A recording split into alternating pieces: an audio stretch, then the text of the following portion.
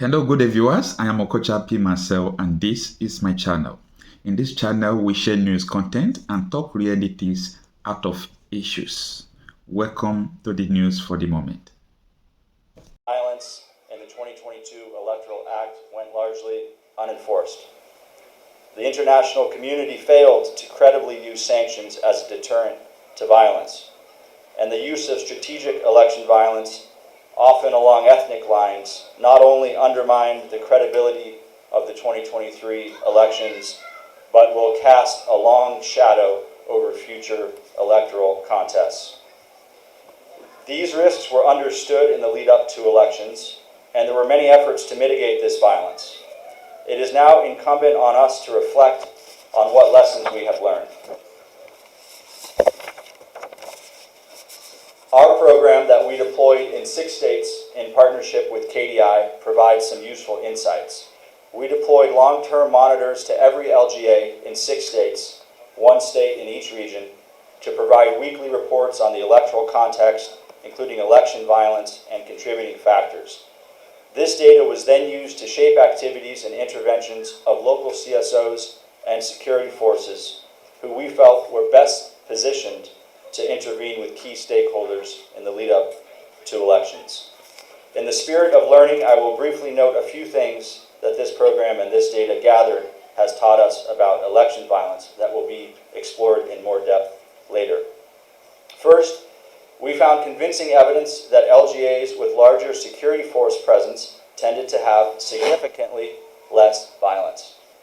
While perhaps logical, it confirms that security forces play a positive mitigating role and underscores the importance of prioritizing where and how many security forces are deployed.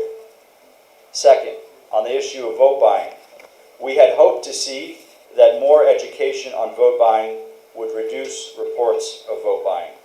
However, the data we gathered shows no apparent relationship, suggesting that education alone is insufficient to change the incentives that drive vote buying.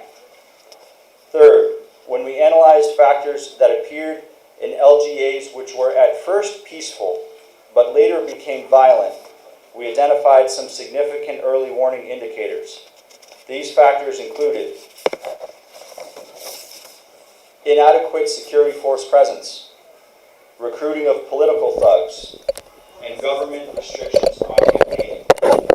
These factors underscore the importance of understanding the broader context and the importance of addressing these issues well in advance of elections. As we look back at our efforts and the violence that has occurred for our program, it is a mixed picture. Unfortunately, election violence increased in almost all the states in Nigeria when we compare the last few months of 2022 with the first few months of 2023. On average, election violence increased by about 13% in each state. For our 6 states of focus, election violence also increased, but only by about 8.5%. We would like to think that this at least was in part driven by our interventions. Kaduna in particular is a state that many feared would experience significant election violence, yet defied expectations and saw no significant increase from 2022 to 2023. In conclusion, we need to be more honest about assessing our efforts to mitigate election violence. We need to seriously address issues of impunity for election violence and for election malfeasance, which creates the conditions for election violence.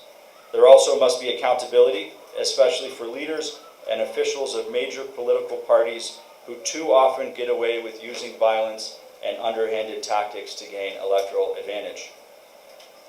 When we seek to prevent election violence, we cannot fall back on the things we are familiar with, like national peace pledges and voter education.